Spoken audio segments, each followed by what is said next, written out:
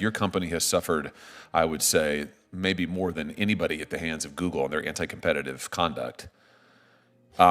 Did your company bring an enforcement suit, a private enforcement suit under the Clayton Act? And if not, why not? No, I don't believe we have. As we were just talking about, it's very resource intensive and time intensive. And, as a startup and, over our 15-year course of existing, you have to make trade-offs. We're trying to run a profitable company, which DuckDuckGo is. And so we're not just trying to raise more and more money and build up more and more equity and debt over time. And so you have to sort of pick your battles a little bit. And so that's not one thing that we've prioritized. Yeah, that makes total sense. And I'm sure it's an entirely rational decision on your part. Here's where I'm going towards. Here's what I'm getting at. I just wonder if it's time that we took a little bit different approach to antitrust enforcement.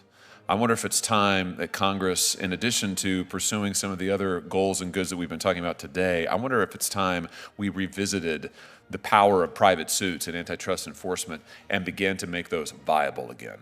Courts have closed down access by private parties to antitrust enforcement suits by imposing injury and standing requirements that I think, frankly, are somewhat suspect. We could fix that.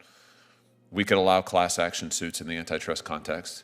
We could open up the courtroom doors and allow private parties access in such a way that it would make economic sense to bring a suit, and you'd have a better chance of prevailing. I just wonder if it's time we start thinking outside the box a little bit, or maybe it's not outside the box. Maybe it's getting back to first principles, because this is, after all, how the Clayton Act was written. I mean, it was written to allow not just government enforcers, and we understand the importance of that, but it was also meant to allow injured private parties to get into court and have a real shot at enforcing the law and recovering damages, treble damages under current law.